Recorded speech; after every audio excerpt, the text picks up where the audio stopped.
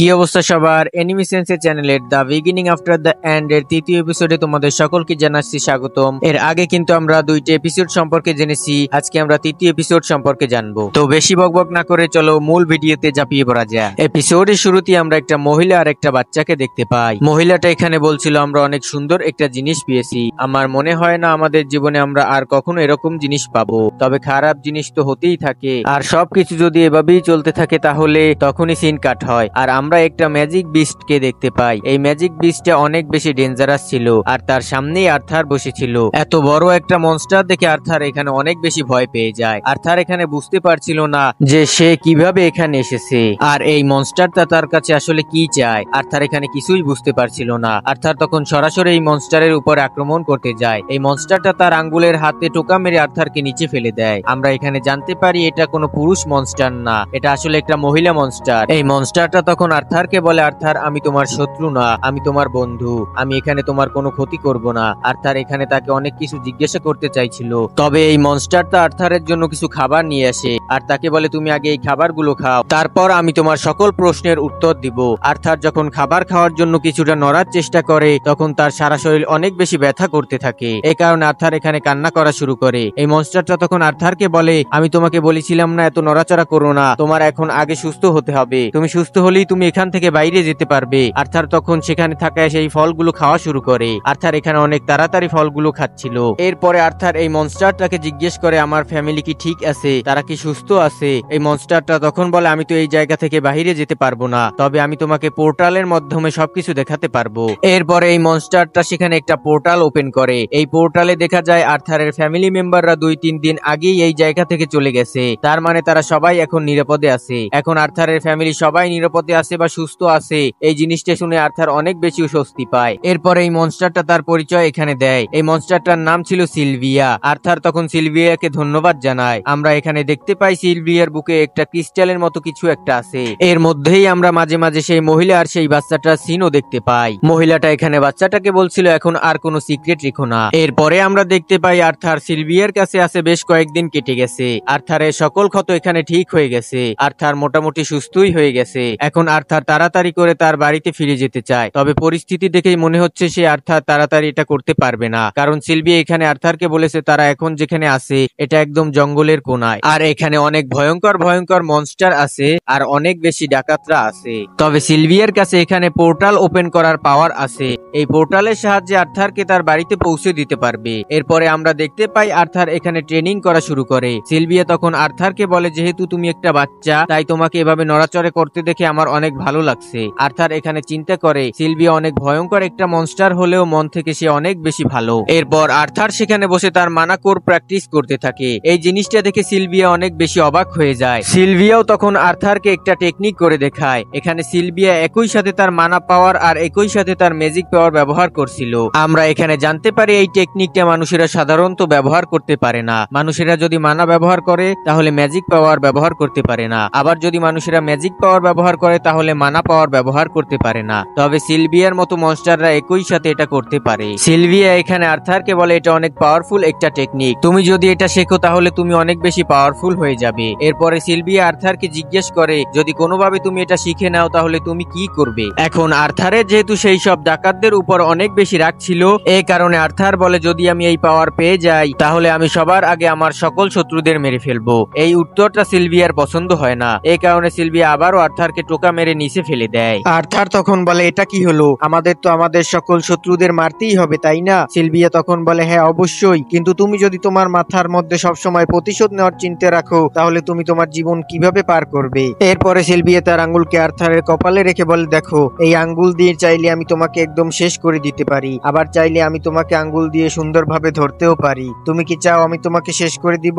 নাকি তোমাকে আমি সুন্দর করে ধরবো? আর্থার তখন বলে, আমি চাই না তুমি আমাকে শেষ করে দাও, তুমি আমাকে সুন্দর করে টাচ করো। এখানে আমরা জানতে পারি সিলভিয়া আর্থারের পাস্ট লাইফ সম্পর্কে মোটামুটি অনেক কিছুই জানে, আর সিলভিয়া এখানে মূলত চাইছে যে আর্থারের মন থেকে সকল রাগ ঘৃণা চলে যায়। আর এখানে সিলভিয়া আবারও আর্থারকে জিজ্ঞাসা করে, তুমি যদি সেই পাওয়ার পেয়ে যাও তাহলে তুমি সেটা দিয়ে কি করবে? আর্থার তখন তার ফ্যামিলি আর তার বন্ধুদের কথা চিন্তা করে আর বলে আমি যদি এই পাওয়ার পেয়ে যাই তাহলে আমি যাদেরকে কেয়ার করি তাদের সবাইকেই প্রোটেক্ট করব। আর এই উত্তরটা সিলভিয়ার এখানে অনেক বেশি পছন্দ হয়। এরপরে আমরা বাইরের একটা সিন দেখতে পাই, এখানে একটা মনস্টার এখানে থাকে একটা ড্রাগনকে মেরে ফেলছিল। এই মনস্টারটা এখানে সিলভিয়াকেই খুঁজছিল। এখন আমরা আর্থারের আগের জন্মের সিন দেখতে পাই, মানে সে যখন কিং রে ছিল সে ঘুম থেকে উঠে একটা লাইব্রেরির মতো জায়গায় যায়। এখানে বয়স্ক একটা লোক ছিল। আর্থার এখানে চিন্তা করতে থাকে আমি তো জাস্ট একটা কাঠের পুতুল, সবকিছু একটা অথরিটি কন্ট্রোল করছে। এখানে থাকে এই বয়স্ক লোকটা তখন কিং রে বা আর্থারকে বলে আপনি তো অনেকগুলো যুদ্ধ জিতেছেন, এতগুলো যুদ্ধ জেতার পর আপনার কেমন লাগছে? আর্থার তখন তার প্রশ্নের কোনো উত্তর না দিয়ে সেখান থেকে চলে যায়। এইদিকে বর্তমান জীবনে আমরা দেখতে পাই আর্থার এখন সেই টেকনিকটা ব্যবহার করা শিখে গেছে, মানে সে এখন একই সাথে মানা আর ম্যাজিক পাওয়ার ব্যবহার করতে পারছে। আমরা জানতে পারি আগের জীবনেও আর্থার কি নামক সেই পাওয়ারটাকে খুব ভালো মতোই ব্যবহার করতে পারতো। তবে হঠাৎ করে সিলভিয়া আর্থারকে ধাক্কা দিয়ে একটা পাথরের পিছনে পাঠিয়ে দেয়। সে তখন বলে এখানে যাই হয়ে যাক না কেন তুমি কোনো শব্দ করবে না, তুমি চুপচাপ সেখানে বসে থাকবে। আমরা দেখতে পাই যে মনস্টারটা বা যে ম্যাজিক বিস্টটা সিলভিয়াকে খুঁজছিল সেই ম্যাজিক বিস্ট এখানে চলে এসেছে। এই ম্যাজিক বিস্ট এখানে এসেই বলে আমি জানতাম তুমি এখানেই আসো, কারণ আমি দূর থেকেই তোমার রক্তের গন্ধ পেয়েছিলাম। এই ম্যাজিক বিস্ট এখানে সিলভিয়ার উপরে আক্রমণ করা শুরু করে। আক্রমণ করার সময় সে সিলভিয়াকে বলে আমি জানি তুমি আমার এই আক্রমণগুলো থেকে বাঁচতে পারবে না, কারণ তুমি এখন থেকে অনেক বেশি আহত হয়ে গেছো আর তোমার মৃত্যু তোমার অনেক কাছাকাছি চলে এসেছে। এরপরে আমরা দেখতে পাই সিলভিয়া এখানে ট্রান্সফর্ম হয়ে যায়। সিলভিয়া এখানে একটা সাদা ড্রাগনে ট্রান্সফর্ম হয়েছিল।